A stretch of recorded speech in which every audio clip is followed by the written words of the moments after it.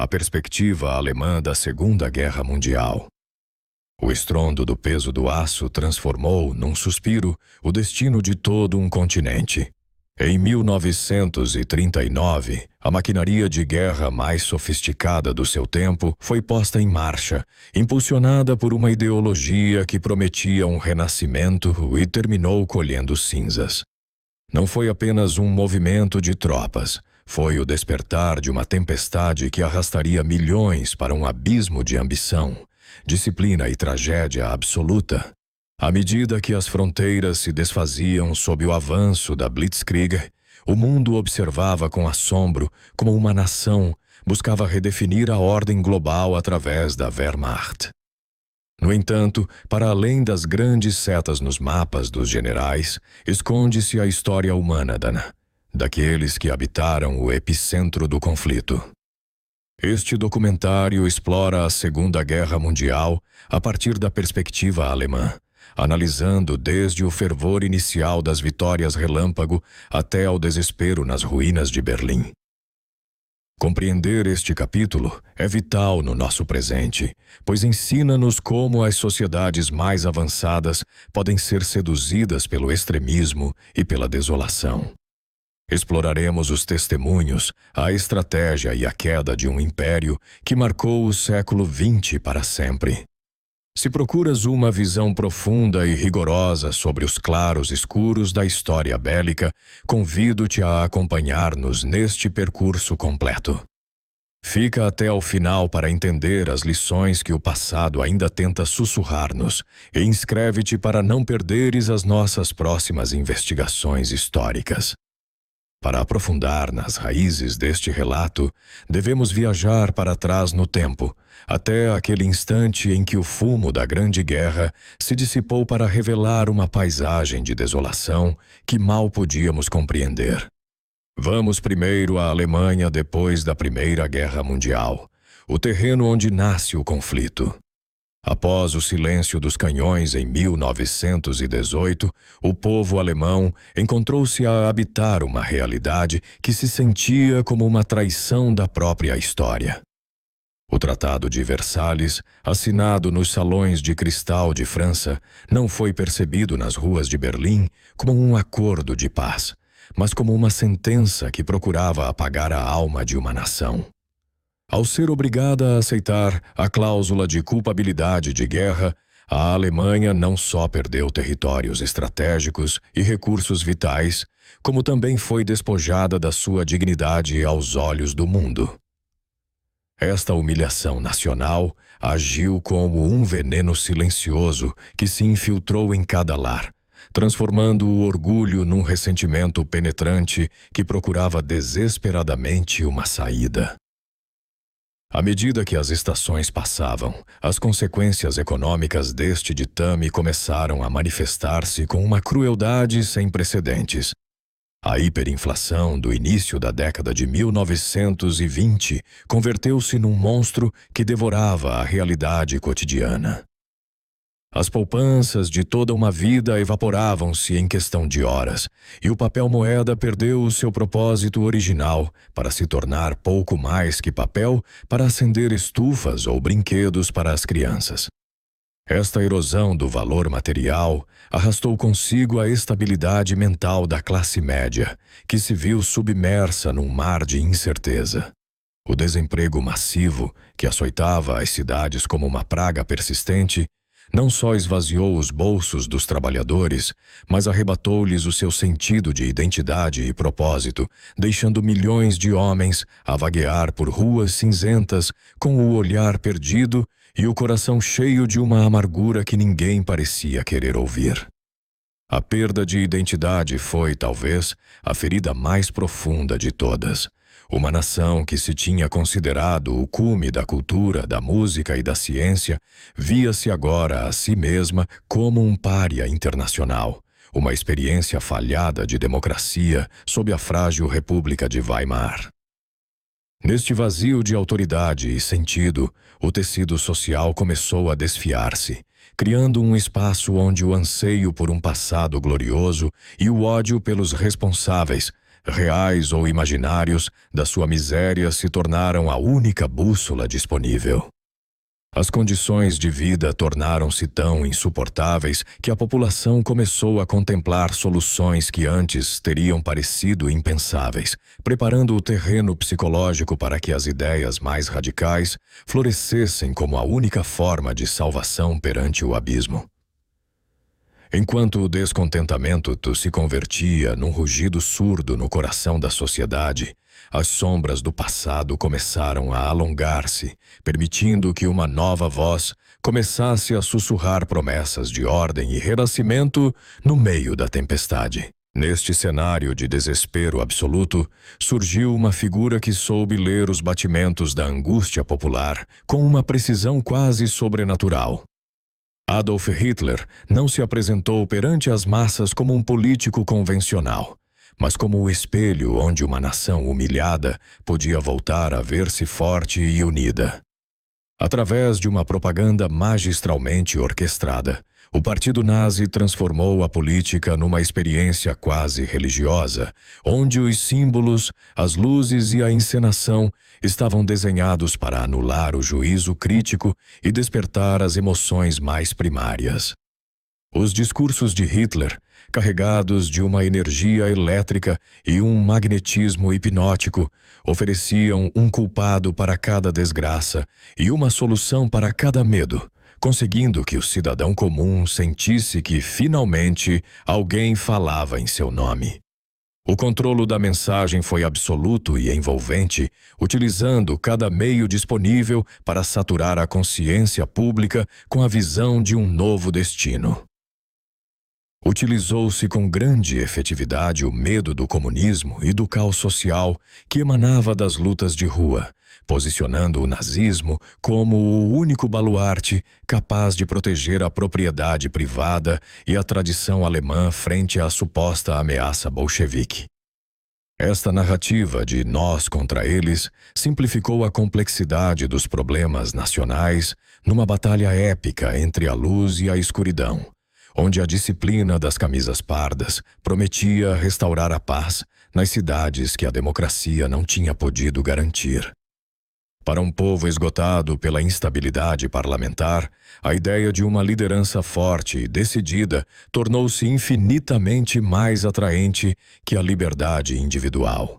O papel da juventude e das massas foi fundamental nesta transformação, já que o movimento nazi soube oferecer-lhes algo que o sistema anterior lhes tinha negado: pertença e heroísmo. Criaram-se organizações que envolviam a vida inteira do indivíduo, desde a infância até a maturidade, fomentando uma lealdade incondicional que transcendia a razão. Muitos alemães, no seu anseio por deixar para trás a miséria de Versalhes, não percebiam Hitler como um ditador que vinha impor a sua vontade, mas como um salvador providencial que tinha sido enviado pelo destino para reconstruir os muros caídos da pátria. Esta cegueira voluntária, alimentada pela esperança de recuperar o pão e a honra, permitiu que uma estrutura de poder totalitário se estabelecesse com o consentimento daqueles que, ironicamente, buscavam desesperadamente uma liberdade que apenas a ordem parecia poder proporcionar-lhes. Antes de avançar, lembra-te que podes desfrutar de narrações completas como esta, descarregando-as a partir do link disponível no vídeo, e assim poderás desfrutar a qualquer momento e sem interrupções de anúncios. Agora bem, continuando. À medida que o fervor das promessas de bem-estar começava a materializar-se nas ruas, iniciou-se um processo silencioso mas implacável que hoje conhecemos como a transformação do Estado alemão. O que outrora foi uma democracia vibrante, embora ferida, começou a desvanecer-se para dar lugar a uma arquitetura de poder absoluto, onde cada engrenagem da sociedade devia girar em perfeita sincronia com a vontade de um só homem. Esta metamorfose de república para a maquinaria totalitária não ocorreu da noite para o dia, mas foi o resultado de uma cirurgia social profunda desenhada para extirpar qualquer vestígio de pensamento independente e substituí-lo por uma lealdade cega para com o Estado. O primeiro passo desta grande reconstrução foi a sistemática eliminação da oposição política. Após o incêndio do Reichstag, as liberdades civis foram suspensas num suspiro, permitindo que o regime perseguisse os seus rivais sob o manto da segurança nacional.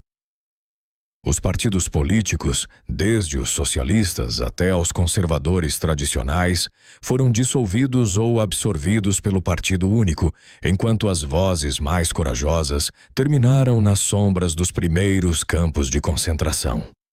Neste novo ordem, a política deixou de ser um debate de ideias para se converter num juramento de obediência. Não havia lugar para a nuance, pois qualquer sombra de dissidência era interpretada como um ato de traição contra o renascimento da pátria. Uma vez desimpedido o caminho político, o regime estendeu as suas mãos para os pilares que sustentam a mente de uma nação: o controlo da imprensa, educação e cultura. A rádio, que então era a tecnologia mais vanguardista, instalou-se em cada lar alemão não só como um meio de entretenimento, mas como o eco constante da ideologia oficial. Os jornais, que antes ofereciam uma pluralidade de perspectivas, transformaram-se em boletins de vitória e propaganda, onde a realidade era moldada para se ajustar à narrativa do regime. Nas salas de aula, o futuro da Alemanha foi moldado com uma precisão arrepiante. Os livros didáticos foram reescritos para exaltar a superioridade racial e o culto à personalidade, assegurando que a educação dos jovens não fosse um caminho para o conhecimento, mas um treino para a devoção e o sacrifício. A própria cultura, desde o cinema até a arquitetura, foi purgada do que o Estado considerava arte degenerada, permitindo apenas aquelas expressões que celebrassem a força, a pureza e o destino heróico do povo germânico. Para assegurar que esta harmonia não fosse perturbada pelo mais mínimo murmúrio de rebeldia, aperfeiçoou-se uma ferramenta de terror discreto: a Gestapo e o sistema de vigilância. Esta polícia secreta não só operava a partir dos escritórios do governo, mas habitava na suspeita entre vizinhos e no silêncio dos jantares familiares. A vigilância não era apenas externa, tornou-se uma vigilância da alma. Fomentou-se um clima onde a denúncia era vista como um dever cívico e onde uma palavra mal interpretada ou uma piada sobre a liderança podiam significar o desaparecimento definitivo. A Gestapo tornou-se o fantasma que vigiava as conversas nos cafés e nas esquinas, conseguindo que o cidadão comum se convertesse no seu próprio carcereiro por temor às consequências da desobediência. No entanto, perante o juízo da história, surge sempre a mesma pergunta inquietante: o que sabiam realmente os cidadãos comuns? É tentador imaginar que a população vivia num estado de ignorância absoluta, mas a realidade é muito mais complexa e humana. Os alemães comuns viam as novas autoestradas, a descida radical do desemprego e o regresso da lei e da ordem às suas ruas. Muitos escolheram olhar para o outro lado, quando os seus vizinhos judeus ou dissidentes desapareciam, convencidos de que o progresso nacional exigia certos sacrifícios incômodos. Embora os detalhes técnicos do extermínio final ainda não fossem do domínio público, o ambiente de exclusão e a violência das leis raciais eram visíveis à plena luz do dia. A maioria dos cidadãos não eram monstros, mas pessoas que, no seu afã por recuperar a segurança e o orgulho, permitiram que a sua bússola moral fosse substituída pela eficiência da maquinaria estatal. Aceitou-se a perda da liberdade em troca da promessa de uma prosperidade que, pela primeira vez em décadas, parecia estar ao alcance das suas mãos. Com o tempo, esta transformação interna dotou o país de uma coesão interna sem precedentes, mas também criou um impulso cinético que não podia deter-se dentro das fronteiras nacionais. A maquinaria já não procurava apenas a ordem doméstica, mas agora, com o seu espírito renovado e as suas indústrias em pleno rendimento, preparava-se para projetar a sua sombra sobre o mapa da Europa.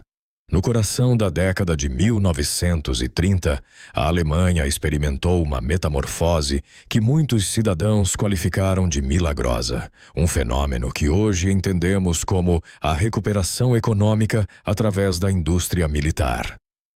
As chaminés das fábricas do Ruhr, que tinham permanecido frias e silenciosas durante os anos da Depressão, começaram a cuspir um fumo denso que para o operário alemão não era poluição, mas o hálito da prosperidade recobrada.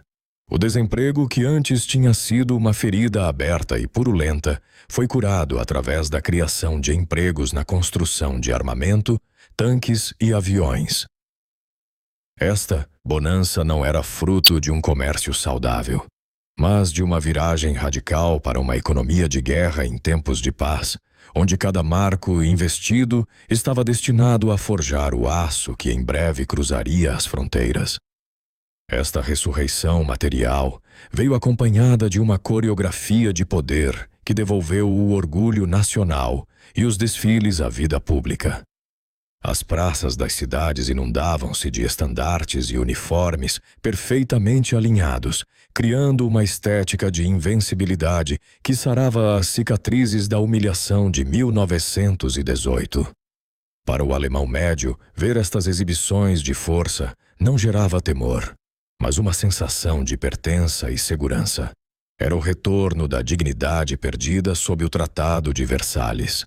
O estrépito das botas sobre o pavimento converteu-se no batimento cardíaco de um país que se sentia, por fim, dono da sua própria vontade.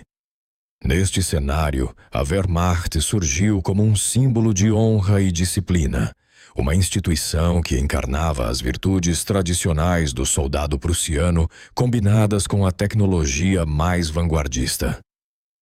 O exército não era visto como um instrumento de tirania, mas como o guardião da cultura germânica e o escudo que protegeria o povo das ameaças externas.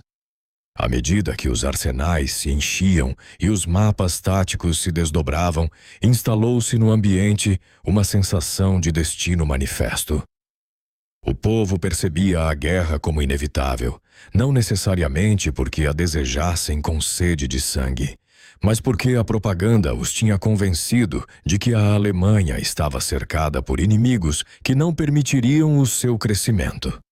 A narrativa oficial apresentava o conflito não como uma agressão, mas como uma resposta necessária para assegurar o espaço vital que o povo alemão merecia por direito histórico. Esta resignação coletiva, misturada com o entusiasmo das novas vitórias econômicas, preparou os corações para o momento em que as palavras se transformassem em pólvora. Quando a tensão acumulada nas fronteiras atingiu o seu ponto de ruptura, a teoria do conflito dissolveu-se para dar lugar à realidade estrondosa dos canhões, marcando o fim da espera e o começo do fogo. A 1ª de setembro de 1939, o mundo mudou para sempre com a invasão da Polônia a partir da visão alemã. Para o cidadão em Berlim ou Munique, a notícia não chegou como um ato de invasão não provocado, mas como um contra-ataque defensivo. A narrativa oficial frente à realidade foi orquestrada com uma precisão cirúrgica pelo aparelho de propaganda, que difundiu histórias sobre supostas atrocidades polacas contra as minorias alemãs e um assalto fingido a uma estação de rádio fronteiriça. Enquanto os tanques cruzavam a fronteira, os altifalantes nas praças proclamavam que a Alemanha finalmente estava a responder à provocação. Esta distorção permitiu que muitos civis aceitassem o início das hostilidades com a consciência tranquila, acreditando que a sua nação estava a agir sob uma justiça moral inquestionável. Dentro dos lares e dos quartéis, a reação dos soldados e das suas famílias foi uma mistura complexa de emoções contraditórias. Não houve a alegria desenfreada que se viu em 1914. Em seu lugar, havia uma determinação sombria e um fervor disciplinado. Os soldados jovens, imbuídos da ideologia da superioridade e da invencibilidade, marchavam com a convicção de que estavam a participar numa gesta histórica que definiria os próximos 1000 anos. As suas famílias, embora temerosas pelo bem-estar dos seus filhos e maridos, agarravam-se à confiança que o regime lhes tinha infundido. Existia uma crença generalizada de que seria uma guerra curta, uma campanha relâmpago que poria de joelhos os adversários antes que o inverno pudesse mostrar o seu rosto.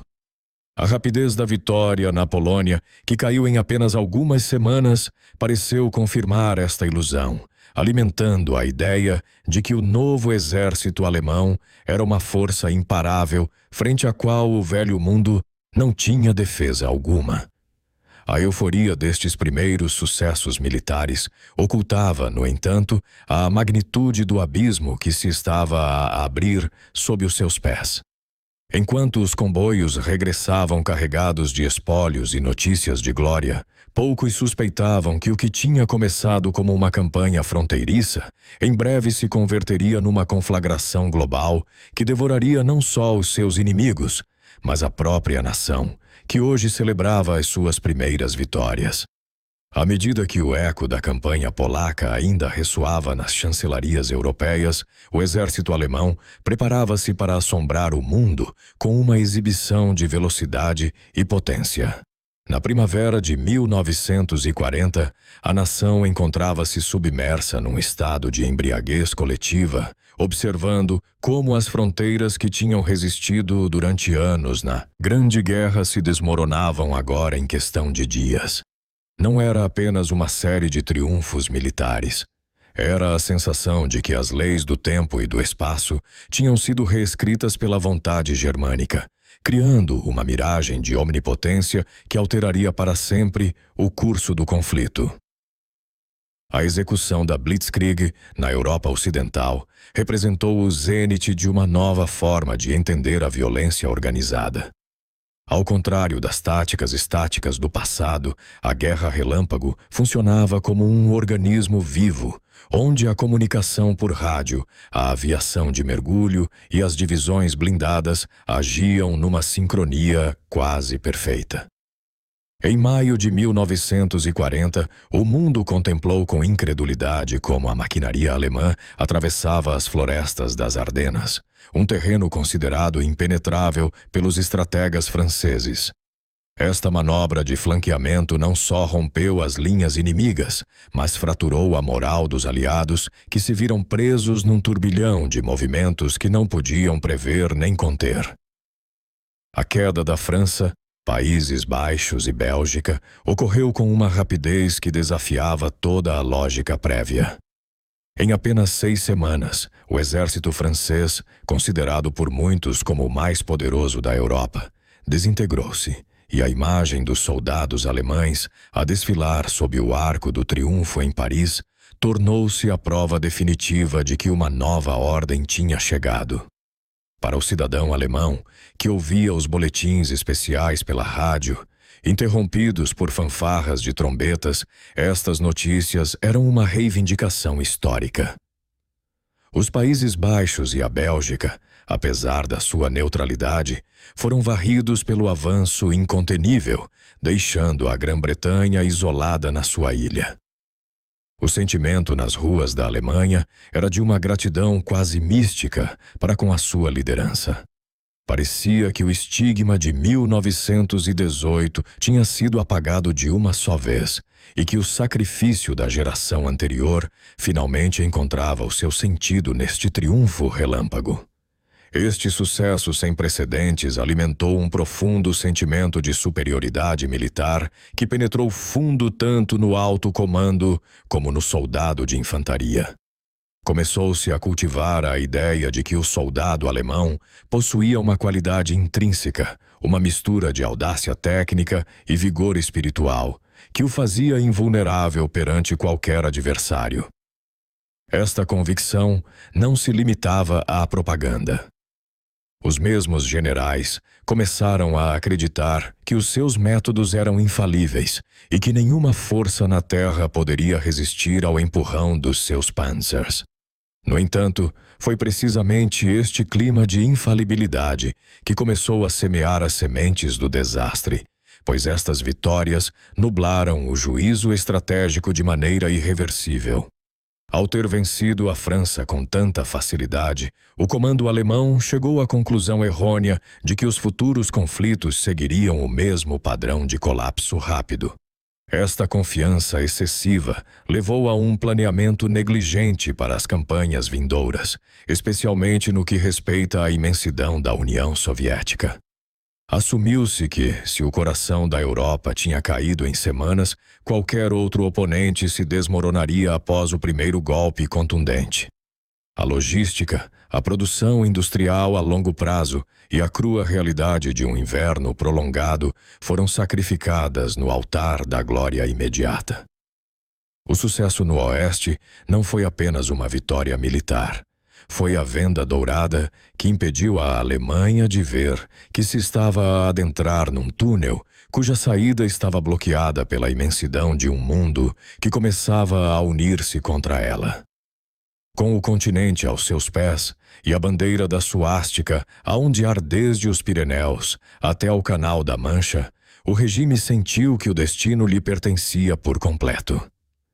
Mas no meio dos brindes e das celebrações em Berlim, uma sombra muito mais vasta começava a projetar-se a partir do leste, onde o espaço infinito e um inimigo silencioso esperavam o momento em que a ambição alemã decidisse dar o passo definitivo para a sua própria transformação em cinzas. Sob a superfície dos grandes mapas táticos e dos comunicados de vitória que inundavam as frequências de rádio, encontrava-se a verdadeira coluna vertebral do conflito: a vida cotidiana na Alemanha durante a guerra.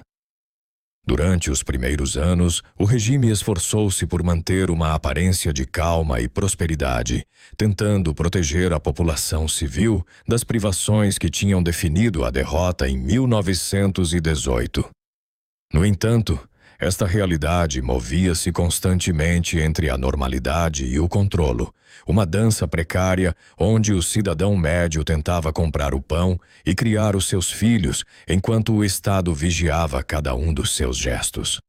A vida tornou-se um delicado equilíbrio entre o cumprimento do dever patriótico e o instinto primário de sobrevivência numa nação que pouco a pouco se transformava numa fortaleza sitiada. A paisagem diária viu-se profundamente alterada pelo racionamento, o trabalho e a propaganda constante. Ao contrário do caos econômico do pós-guerra anterior, o governo nazi implementou um sistema de cartões de racionamento sumamente organizado desde o início das hostilidades. Possuir um destes cartões era, em essência, a única garantia de existência. Cada grama de manteiga, cada fatia de pão e cada pedaço de carne estavam contados e gravados no papel. O trabalho deixou de ser uma escolha para se converter numa mobilização total. As fábricas, agora operando 24 horas por dia, devoravam o tempo dos cidadãos, enquanto a propaganda de Goebbels se infiltrava até nos detalhes mais insignificantes da vida privada. Os cartazes nas esquinas advertiam que o inimigo escuta, e as transmissões de rádio misturavam música de Beethoven com relatos de guerra que, embora cada vez mais sombrios, sempre se vestiam com a roupagem do heroísmo e a inevitabilidade do triunfo. Com a maioria dos homens jovens e de meia idade enviados para as estepes da Rússia ou para os desertos de África, o peso de manter a sociedade em pé recaiu sobre as mulheres, crianças e idosos na frente interna. A imagem idealizada da mulher alemã, como guardiã do lar, teve que se adaptar à crua necessidade da produção bélica.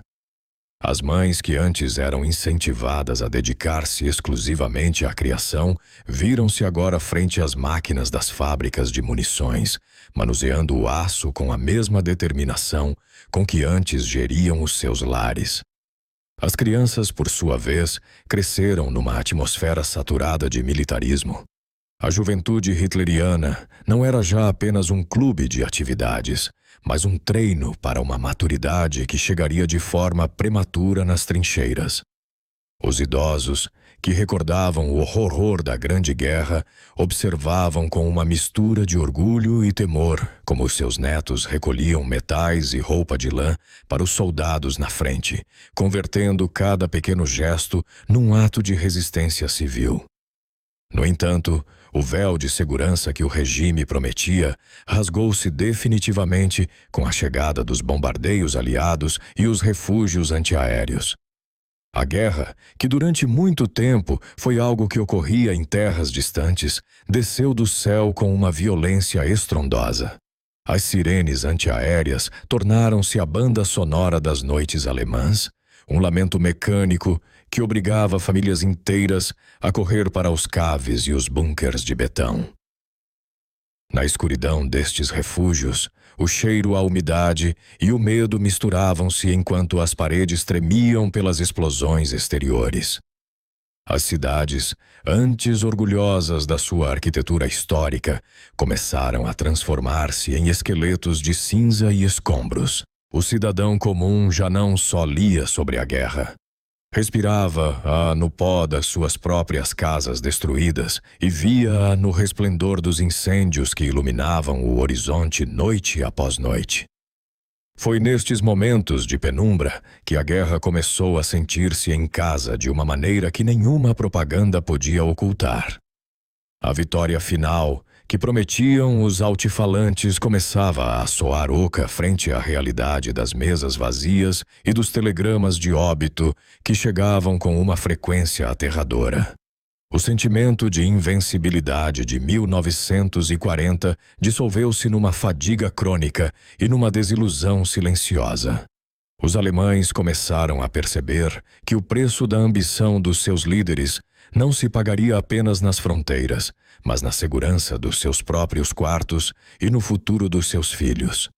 A vida cotidiana já não era uma busca de progresso, mas uma resistência agônica contra o colapso iminente de um mundo que eles mesmos, por ação ou omissão, tinham ajudado a construir.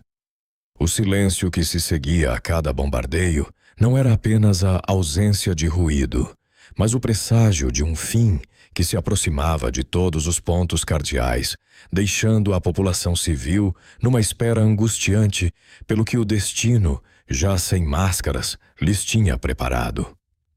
O horizonte do leste, uma imensidão que desafiava a lógica de qualquer mapa europeu, tornou-se o cenário onde o destino da Alemanha deixaria de ser uma marcha triunfal para se transformar numa luta agônica pela sobrevivência. Com a execução da Operação Barbarossa, o alto comando alemão não só iniciou uma campanha militar, mas libertou uma força elementar que terminaria por consumir os próprios alicerces do seu poder. Para o soldado da Wehrmacht, cruzar a fronteira soviética em junho de 1941 representava o cumprimento de uma missão quase mística, a conquista do espaço vital e a destruição definitiva do bolchevismo. No entanto, o que começou sob o sol radiante de um verão que prometia glória, cedo se revelou como o princípio do fim, uma armadilha geográfica e humana de dimensões inabarcáveis que nenhuma teoria da Blitzkrieg tinha previsto com honestidade. A invasão da União Soviética foi planeada como o golpe de misericórdia que consolidaria a hegemonia germânica sobre o continente. Um assalto massivo que envolveu mais de 3 milhões de homens, milhares de tanques e uma aviação que parecia dona dos céus. Nas primeiras semanas, o avanço foi tão vertiginoso que o otimismo em Berlim atingiu níveis de delírio. As colunas de prisioneiros soviéticos contavam-se por centenas de milhares e as cidades caíam como peças de dominó numa coreografia de destruição eficiente. Os comunicados de imprensa falavam de um inimigo desmoronado e de uma vitória que se alcançaria antes que as folhas das árvores começassem a cair. Mas por trás desta fachada de sucesso rotundo, a vastidão do território russo começou a engolir a energia das divisões alemãs. Ao contrário das campanhas no Oeste, onde as distâncias eram geríveis e as infraestruturas modernas, o Leste oferecia um labirinto de florestas infinitas, pântanos traiçoeiros e planícies que pareciam não ter fim, obrigando os soldados a marchar distâncias que esgotavam não só os seus corpos, mas a sua percepção da realidade. Ao analisar as expectativas alemãs versus a realidade, o contraste resulta devastador para quem viveu a transição nas trincheiras. O Estado-Maior tinha assumido que a União Soviética era um edifício podre, que desabaria após o primeiro pontapé na porta. Esperava-se uma campanha de não mais de 4 meses, uma suposição tão arrogante que muitos regimentos partiram sem equipamento de inverno adequado, convencidos de que estariam de regresso aos seus lares para o Natal. A realidade, contudo, mostrou um adversário que, longe de se render, praticava uma política de terra queimada, destruindo tudo à sua passagem para não deixar nenhuma migalha de sustento ao invasor. A resistência soviética não era apenas militar, mas existencial. Cada aldeia convertia-se num ninho de resistência e cada fábrica numa fortaleza. O soldado alemão, que tinha sido treinado para uma guerra de movimentos rápidos e decisões elegantes, encontrou-se, de repente, numa luta de desgaste brutal, onde o inimigo parecia brotar da terra com uma reserva humana que desafiava qualquer cálculo estatístico da inteligência militar. À medida que o calendário avançava, o clima, a logística e o desgaste humano tornaram-se inimigos tão letais como as balas dos atiradores siberianos. A chegada do outono trouxe consigo a Rasputitsa, a temporada de lama que transformou os caminhos em rios de lodo negro e pegajoso, detendo os tanques e afundando os cavalos até ao peito. A logística, o sistema nervoso de qualquer exército começou a colapsar sob o peso das distâncias. Os fornecimentos de combustível, munições e alimentos ficavam atascados a centenas de quilômetros da frente. E então chegou o inverno de 1941, uma força da natureza com temperaturas que desceram até os 40 graus abaixo de zero. O aço das armas quebrava-se, os motores dos caminhões congelavam e os soldados, ainda vestidos com os seus uniformes de verão, começaram a sucumbir não pelo fogo inimigo, mas pela gangrena e hipotermia. O orgulho da Wehrmacht viu-se reduzido a homens envoltos em jornais e cobertores roubados, tentando manter um fogo aceso no meio de um nada branco e hostil. Este descenso aos infernos provocou um choque psicológico de uma guerra sem limites na mente dos combatentes. Pela primeira vez, o soldado alemão compreendeu que não estava numa guerra convencional entre nações civilizadas, mas numa luta de extermínio total. A brutalidade das ordens recebidas, que permitiam a execução de comissários políticos e os maus tratos à população civil, despojou a guerra de qualquer vestígio de cavalheirismo antigo. O medo de ser capturado por um inimigo que não oferecia quartel, somado à visão dos seus próprios companheiros morrendo de fome e frio, transformou a psique das tropas. O entusiasmo inicial foi substituído por um entorpecimento emocional, um olhar vago que via a morte não como uma tragédia, mas como uma libertação inevitável. Nas cartas que enviavam para casa, já não se falava de conquistas gloriosas, mas da incompreensibilidade de uma paisagem que se recusava a ser domesticada e de uma solidão que o estrondo dos canhões não conseguia preencher. A Operação Barbarossa não só esgotou o material bélico da Alemanha, como quebrou a fé cega na infalibilidade do Führer. Enquanto as tropas se reagrupavam frente às portas de Moscovo, apenas para serem repelidas por uma contraofensiva soviética massiva, ficou claro para quem sabia observar que o tempo das vitórias fáceis tinha terminado. Para compreender verdadeiramente o curso desta história, é necessário afastar-se das setas dos mapas e observar os rostos cobertos de fuligem daqueles que seguravam as espingardas, adentrando-nos no mundo do soldado alemão e a sua vivência pessoal na frente. Por trás da imagem monolítica de eficiência que projetava-lhe a propaganda, existia um mosaico de seres humanos que habitavam um espaço de contradições constantes, tentando encontrar um sentido para a sua existência, para além do uniforme. A maioria destes homens não eram figuras de papelão, impulsionadas apenas pela ideologia, mas indivíduos que navegavam entre a lealdade aos seus companheiros, o terror da morte e a pressão de um sistema que não admitia a dúvida. Ao analisar as motivações reais para combater, descobre-se que o fervor nazi, embora presente e poderoso nas unidades de elite e nos soldados mais jovens, frequentemente se diluía frente à crua realidade da trincheira. Para o soldado de infantaria médio, a motivação principal não era a conquista de um império milenar, mas a camaradagem da linha de frente. O medo de falhar ao homem que estava ao seu lado no buraco de atirador era com frequência mais forte que o medo das balas inimigas. Combatia-se pela sobrevivência mútua e por um sentido distorcido do dever profissional.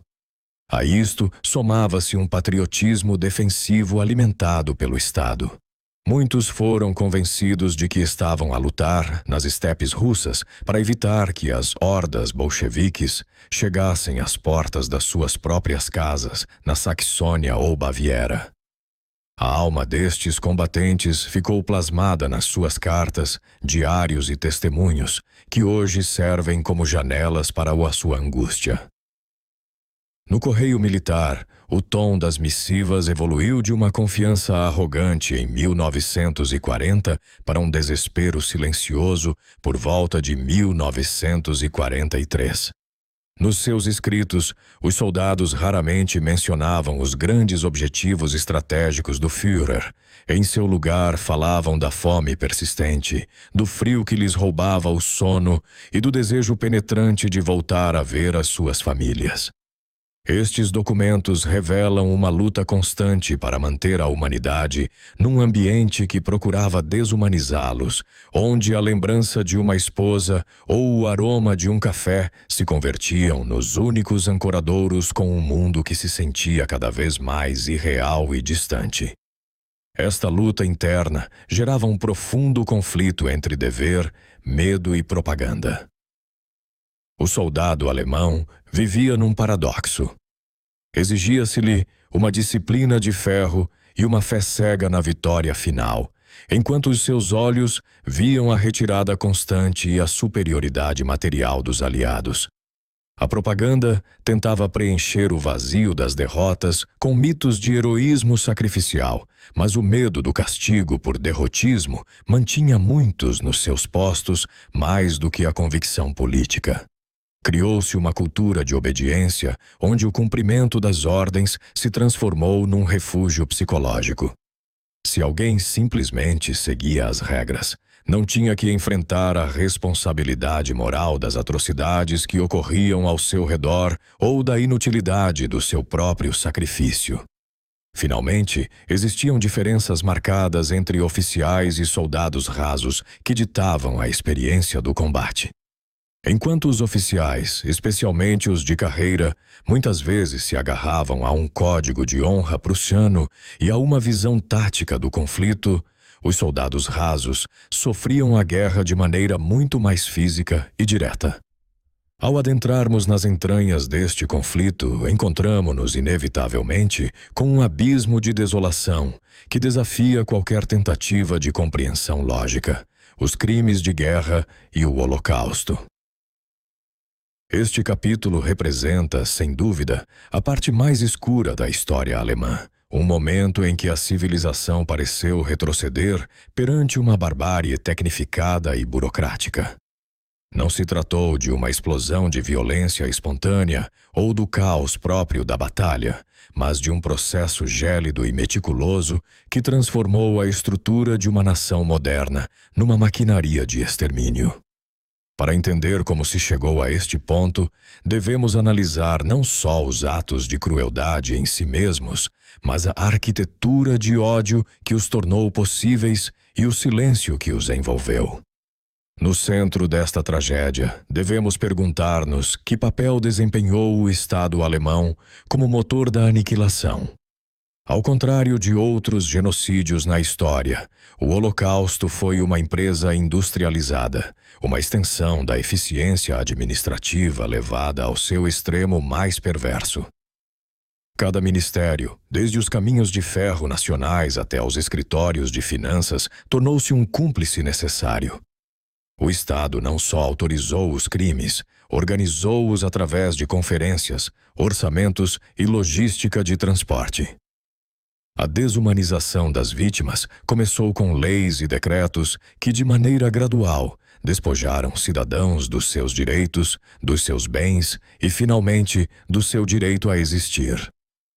Esta banalidade do mal, como a descreveriam pensadores posteriores, permitiu que burocratas atrás de secretárias enviassem milhões para ir à morte com a mesma frieza com que se gere uma rede de fornecimentos, convertendo o assassinato em massa num procedimento padrão da maquinaria governamental. À medida que os comboios de carga cruzavam o continente, surge a pergunta mais dolorosa de todas: o que sabiam os civis e quando começaram a perceber a magnitude do que ocorria? A narrativa do pós-guerra tentou muitas vezes projetar uma imagem de ignorância absoluta, mas a realidade histórica é muito mais matizada e complexa. Embora os detalhes técnicos das câmaras de gás nos campos da Polônia estivessem protegidos pelo mais estrito segredo de Estado, a perseguição era um espetáculo público. Os cidadãos alemães viram como os seus vizinhos eram presos em plena luz do dia, como os seus negócios eram saqueados e como os guetos se enchiam de seres humanos privados de tudo. O rumor dos massacres na frente oriental filtrava-se através das cartas dos soldados, que em momentos de angústia ou bebedeira relatavam cenas de execuções massivas que eram impossíveis de esquecer.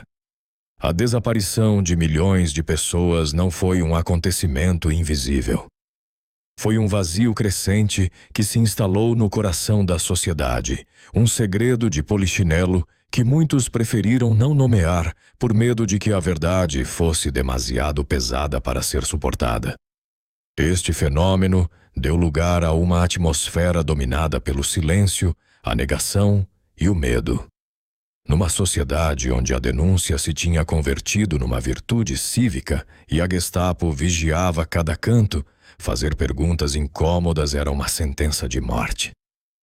O cidadão comum aprendeu que a sobrevivência dependia da sua capacidade para olhar para o outro lado. Este silêncio não foi sempre produto da maldade, mas de uma paralisia moral nascida do terror. Criou-se uma dissonância cognitiva coletiva. Por um lado, celebravam-se as vitórias militares e a ordem recuperada. Por outro, ignorava-se o fumo que emanava dos campos e o destino daqueles que tinham sido marcados como indesejáveis. A negação converteu-se num mecanismo de defesa. Era mais fácil acreditar na propaganda que apresentava as transferências como reassentamentos laborais do que aceitar que o seu próprio país estava a cometer um crime de proporções bíblicas.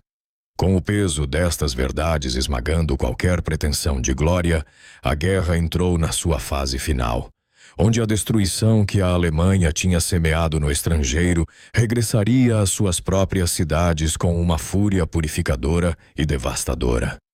Conforme as sombras do leste se faziam mais longas e frias, a confiança cega que outrora susteve o espírito da nação começou a rachar, dando lugar a uma realidade que já não podia ocultar-se atrás dos desfiles e das fanfarras.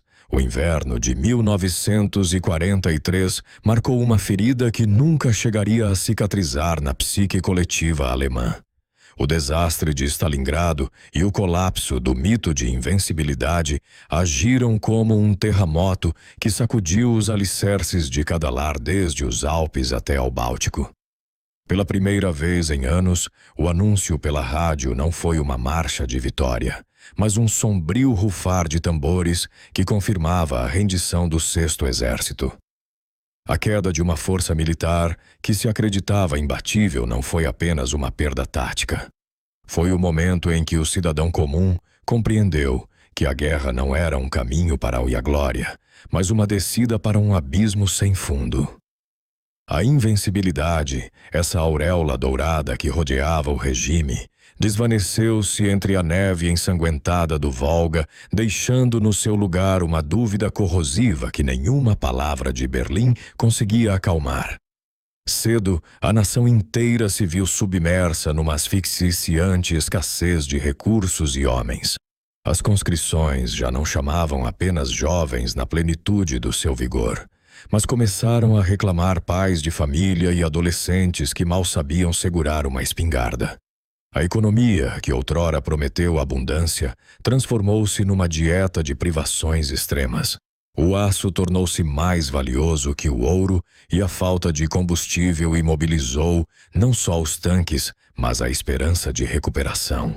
Perante este panorama de colapso iminente, o aparelho estatal respondeu com uma propaganda cada vez mais desesperada. Joseph Goebbels proclamou a guerra total, exigindo que cada grama de energia nacional se sacrificasse no altar de uma vitória que, para os olhos mais atentos, já se sentia como uma miragem. Os altifalantes gritavam palavras de ordem sobre armas secretas milagrosas e uma vontade de ferro que reverteria o destino. Mas as palavras chocavam contra a realidade dos hospitais cheios e dos comboios que regressavam da frente carregados de derrotas. A brecha entre o que se dizia na rádio e o que se sentia nas ruas tornou-se um abismo intransponível, onde a fé na liderança começou a ser substituída pelo instinto mais básico de sobrevivência. Enquanto a frente se deslocava inexoravelmente para o coração da pátria, o próprio céu converteu-se num mensageiro de fogo, trazendo o conflito diretamente às portas de quem acreditou que a guerra sempre ocorreria em terras distantes. A destruição que a Alemanha tinha semeado em Varsóvia, Roterdão e Londres regressou com uma fúria multiplicada através das campanhas aéreas que converteram os centros culturais da nação em escombros. Cidades como Hamburgo, Berlim e Dresden transformaram-se em fogueiras gigantescas onde a história e a arquitetura se fundiram sob o calor das bombas incendiárias. Em Hamburgo, a Operação Gomorra desencadeou tempestades de fogo tão intensas que o próprio ar parecia consumir-se, deixando atrás de si paisagens lunares de cinza e silêncio. Estes ataques não discriminavam entre objetivos industriais e bairros residenciais, procurando quebrar não só a produção bélica, mas o espírito de um povo que se sentia abandonado pelos seus próprios deuses.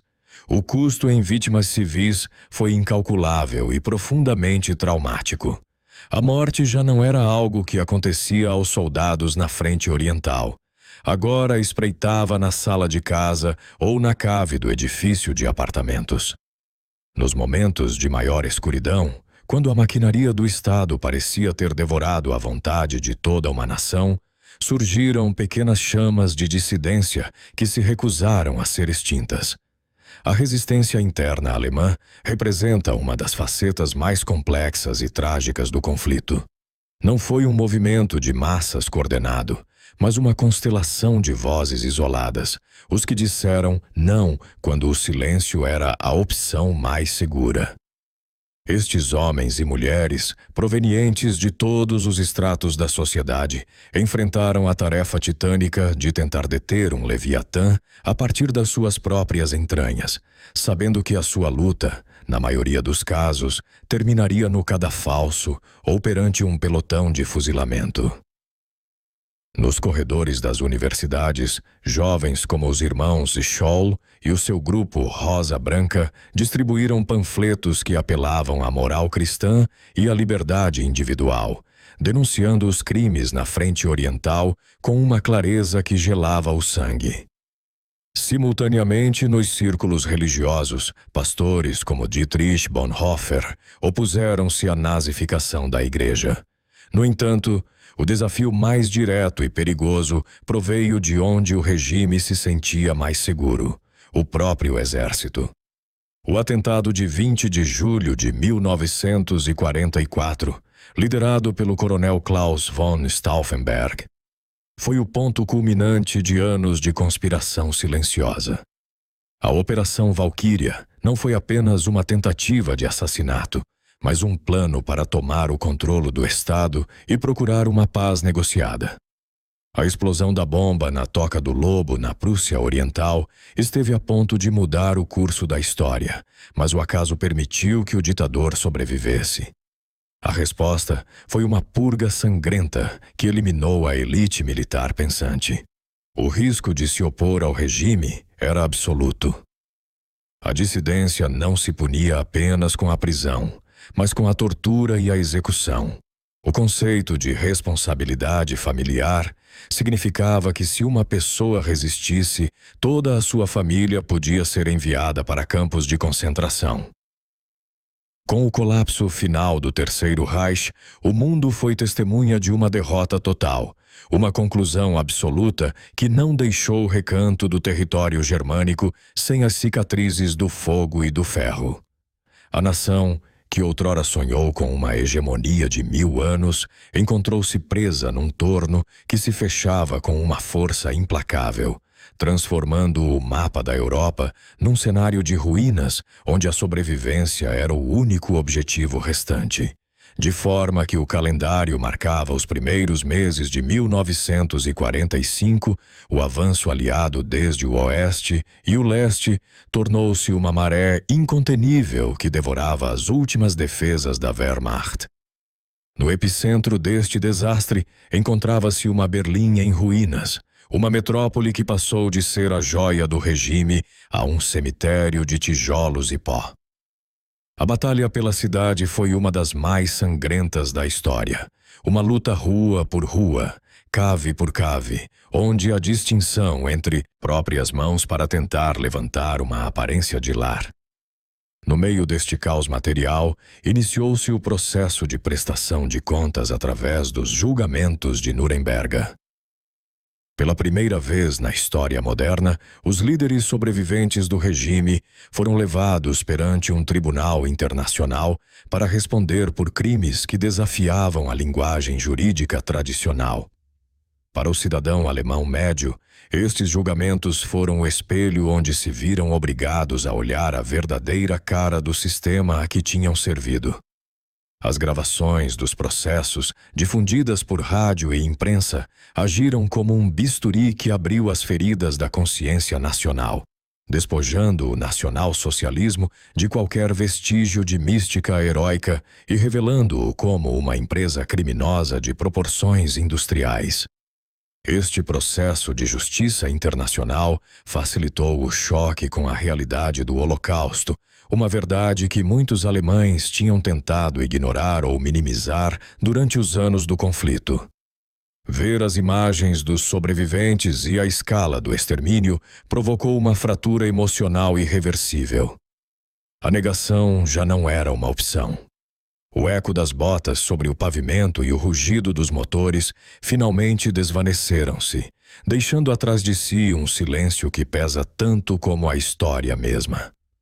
Ao fechar este percurso pela perspectiva alemã da Segunda Guerra Mundial, ficamos com uma visão de uma nação que, após alcançar os cumes da ambição e da potência tecnológica, se precipitou para um abismo de autodestruição e desonra. O que exploramos não é apenas uma crônica de táticas militares ou decisões políticas, mas o retrato de uma sociedade que permitiu que o medo, o ressentimento e a propaganda sufocassem a sua bússola moral, recordando-nos que a civilização é um véu frágil que requer uma vigilância constante da nossa própria consciência. Hoje, as ruínas de Berlim foram substituídas por vidro e aço, mas as lições deste capítulo escuro permanecem gravadas na memória do mundo. A história daqueles anos sussurra-nos que o verdadeiro poder não reside na força do aço, mas na capacidade de uma sociedade para resistir à sedução do ódio e do autoritarismo. Ao entender como uma nação culta pôde ver-se arrastada para tal catástrofe, obtemos as ferramentas necessárias para proteger o nosso presente. A Segunda Guerra Mundial, vista desde os olhos de quem habitou o epicentro do conflito, converte-se assim num espelho necessário, embora doloroso, onde devemos olhar-nos para assegurar que as sombras do passado não voltem a escurecer o nosso futuro comum. Se encontraste valor nesta investigação e desejas aprofundar o relato sem interrupções, recordo-te que podes encontrar narrações deste tipo disponíveis para descarregar no link que aparece na descrição. Desta maneira, poderás desfrutar deste conteúdo em qualquer momento e lugar, de forma limpa e sem anúncios molestos. Muito obrigado por nos acompanhares nesta viagem através do tempo e por dedicares a tua atenção a estes factos que definiram a nossa era. Se te apaixona a história rigorosa e queres continuar a explorar os grandes enigmas do passado, não te esqueças de te inscrever no canal, ativar o sino de notificações e deixar-nos a tua opinião nos comentários. Vemo-nos na próxima aventura ao passado.